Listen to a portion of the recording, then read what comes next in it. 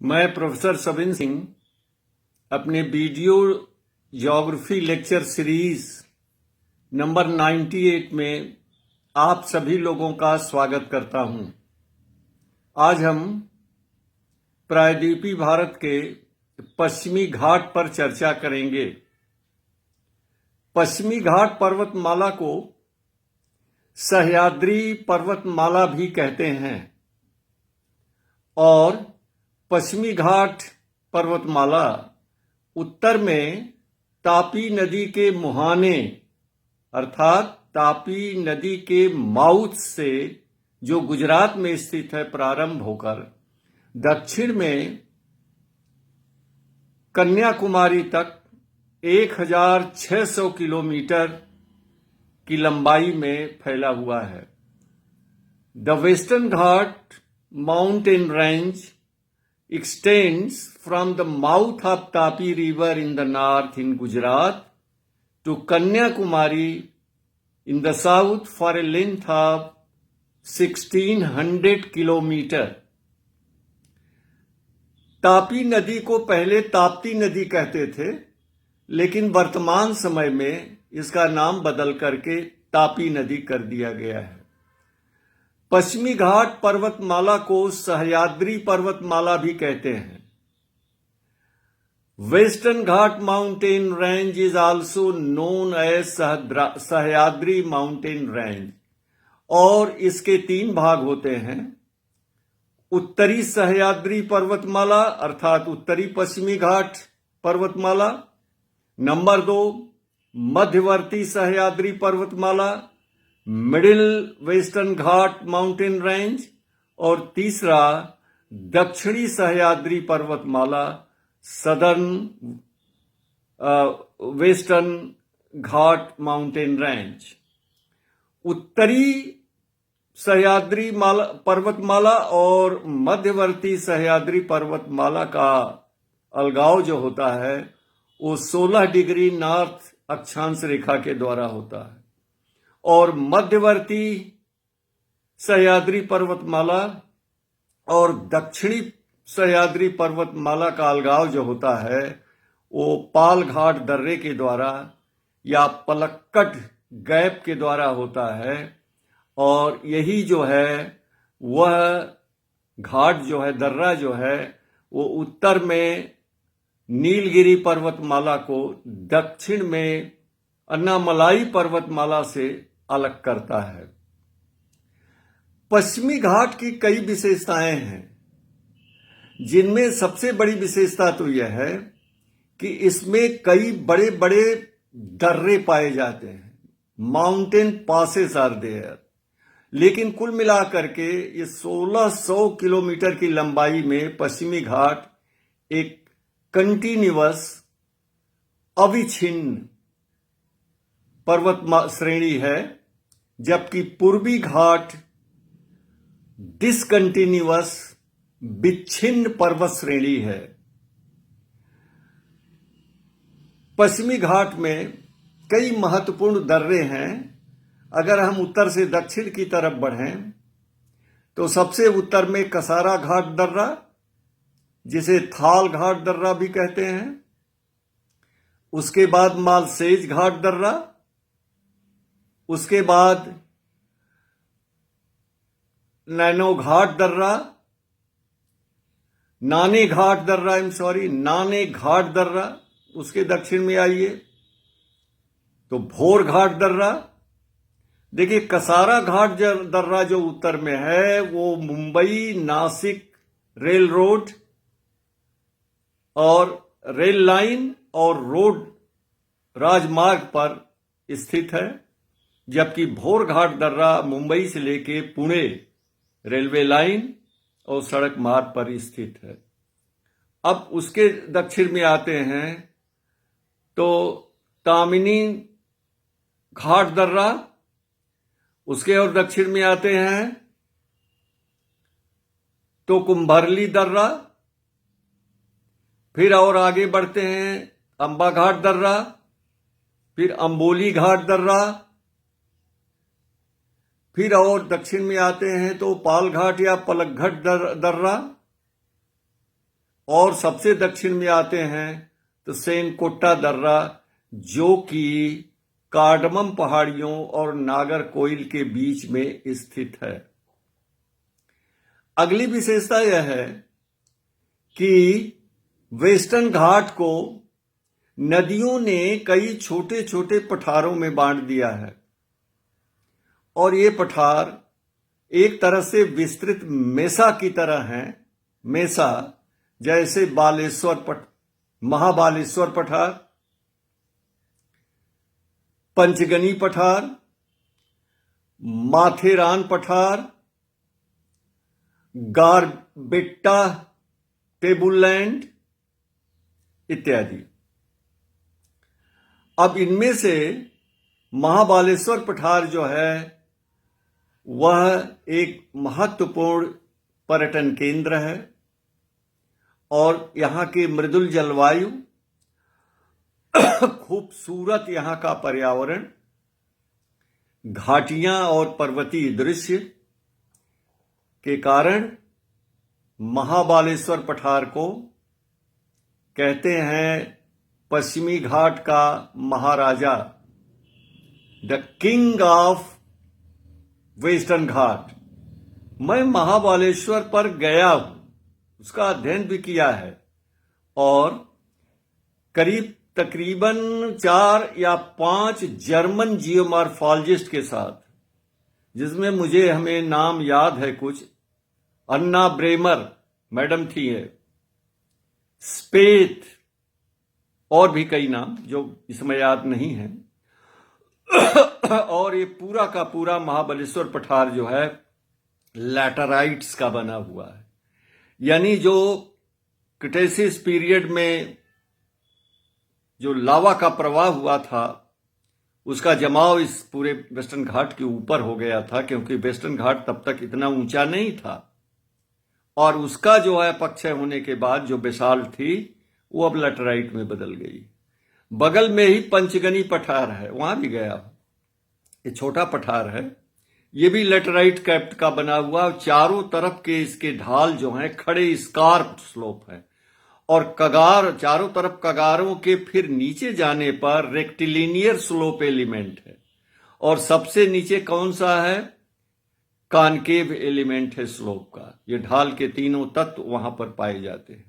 Submittal convexity नहीं है, क्योंकि किनारे खड़े ढाल वाले हैं। और ये इसको पंचगनी पठार इसलिए कहते हैं कि चारों तरफ 5 पहाड़ी शिखरों से घिरा हुआ है, हिल पीक्स ऑल अराउंड पंचगनी प्लेटो, और ये वहां के 5 गांव के नाम पर इसका नामकरण हुआ। फिर माथेरान पठार, ये भी एक टूरिस्ट सेंटर है। माथेरान का मतलब होता है जिसके माथे पर यानी फोरहेड पर, सर पर वन हो, जंगल हो। माथेरान चारों तरफ वनों से घिरा हुआ है, और उसी के बगल में है गॉरबेट्टा, एक रिज है, छोटा सा टेबल लैंड है, जो ट्रैकिंग के लिए बहुत प्रसिद्ध है। चूंकि पश्चिमी घाट सदाबहार वनों से आच्छादित है, इसीलिए इसको कहते हैं भारत का हरा सोना। The western Ghat is known as the green gold of India. यहां पर चूंकि ट्रॉपिकल क्लाइमेट पाई जाती है, वर्षा बहुत अधिक होती है, इसलिए घनी वनस्पतियां पाई जाती हैं, और इनमें वनस्पतियों यानी पौधों और वृक्षों की प्रजातियां बहुत अधिक हैं, और जंतुओं की प्रजातियां भी बहुत अधिक हैं।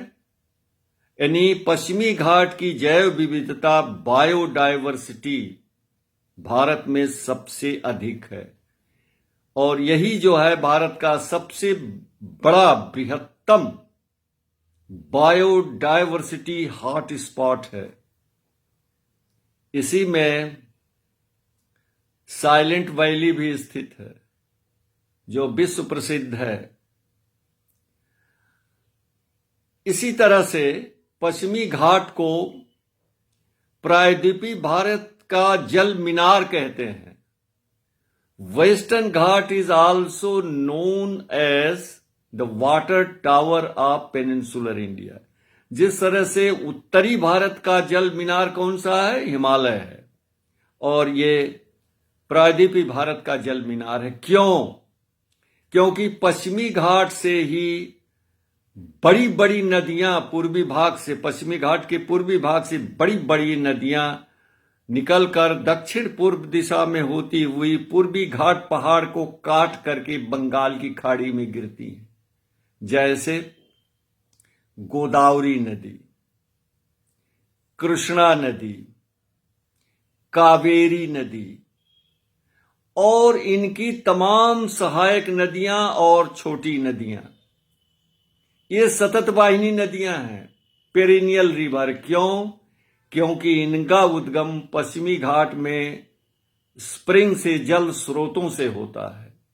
नदियां, दो ही तरह की नदियां सतत वाहिनी पेरिनियल होती हैं। या तो वो स्नोफेड होती हैं, यानी वो हिम पूरित होती हैं, वो हिमानी से, ग्लेशियर से निकलती हैं, या स्प्रिंग फेड होती हैं, यानी वो जल स्रोत पूरित होती हैं। यही दो तरह की नदियां। इसीलिए जो हिमालय से निकलने वाली सतत वाहिनी नदियां हैं वो क्या हैं? स्नोफेड हैं। और पश्चिमी घाट से निकलने वाली सतत वाहिनी नदियां स्प्रिंग फेड हैं। तो इसलिए इसको, ये पूरा प्रायद्वीपीय भारत को, यानी मतलब मध्य प्रदेश का हिस्सा, दक्षिणी छत्तीसगढ़, ये आपका उड़ीसा, आंध्र प्रदेश, तमिलनाडु, केरल, कर्नाटक, महाराष्ट्र, गोवा इत्यादि को ये जल प्रदान करती हैं सिंचाई के लिए, मनुष्यों को पीने के लिए पानी और जंतुओं के लिए पानी ये प्रदान करती है। इसीलिए इसको हम कहते हैं water tower of peninsular India. तो पश्चिमी घाट जो है, उस जो पर्वतमाला है, वो इसका पश्चिमी ढाल जो है स्टेप्ड है, सोपानाकार है, सीढ़ीदार है, इसीलिए इसको घाट कहते हैं। लेकिन पश्चिमी किनारा इसका खड़ा ढाल है, स्कार्प है, क्योंकि ये ब्लॉक पर्वत का उदाहरण है, क्योंकि इसके और अफ्रीका के बीच का भाग अवतलन हुआ है, एक बृहदाकार रिफ्ट वैली बनी हुई है, जिस कारण खड़ा ढाल है।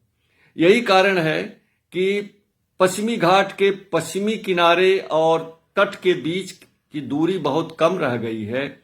इसीलिए western coastal plains are much narrower than the eastern coastal plane.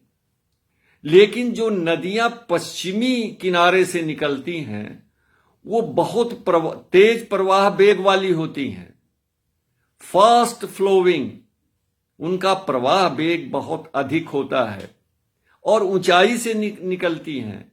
यही कारण है कि पश्चिमी घाट के पश्चिमी किनारों पर बहुत ऊंचे ऊंचे जलप्रपातों का निर्माण हुआ है। जैसे श्रावस्ती नदी पर 250 मीटर ऊंचा जोग प्रपात या जिरसप्पा प्रपात है, और वराही नदी जो कि कर्नाटक राज्य के शिमोगा जिले में है, वराही नदी पर भारत का सर्वोच्च जलप्रपात कुंचिकल है, जिसकी ऊंचाई 455 मीटर है। तो इस तरह से अनेक जलप्रपात हैं। केरल में बहुत से जलप्रपात हैं। ये पश्चिमी घाट के पश्चिमी किनारे पर ये है। ये भी नदियां जो हैं जितनी निकलती हैं पश्चिमी किनारे से, वो भी स्प्रिंग फेड है। और देखिए, जो नदी रेन फेड होती है, यानी वर्षा जल पूरित होती है, वो सीजनल होती है, मौसमी। जब वर्षा होगी तो उसमें पानी आ जाएगा, जब वर्षा नहीं होगी तो उसमें पानी नहीं आएगा। तो पश्चिमी घाट पर्वत जो माला एक कंटिन्यूअस पर्वतमाला है, जबकि पूर्वी घाट पर्वतमाला डिसकंटिन्यूअस पर्वतमाला है। पश्चिमी घाट में देखा बहुत ढेर सारे जो है अनेकों पहाड़ी दर्रे हैं, जबकि पूर्वी घाट में दर्रे नहीं बल्कि बड़े बड़े गैप हैं।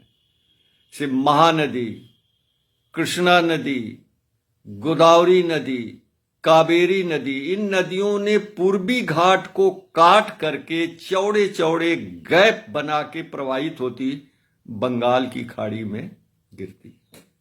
एक और यहां पर अंतर हम स्पष्ट कर देना चाहेंगे कि पश्चिमी तट के सहारे डेल्टा नहीं मिलते हैं। केवल दो महत्वपूर्ण एस्चुअरीज हैं, वो तापी एस्चुअरी है और नर्मदा नदी की एस्चुअरी है। जबकि पूर्वी तटीय प्रदेश में यानी पूर्वी घाट के पूरब में तटीय प्रदेश में बहुत बड़े बड़े डेल्टा पाए जाते हैं। गंगा का सुंदरबन डेल्टा, महानदी का triple delta, Godavari delta, Krishna delta, Kaveri delta. क्यों ऐसा है? कारण इसका है कि पश्चिमी घाट से निकलने वाली जो नदियां हैं उनकी लंबाई बहुत कम होती है, इसलिए अपने साथ बहुत ज्यादा सेडिमेंट्स नहीं ला पाती हैं।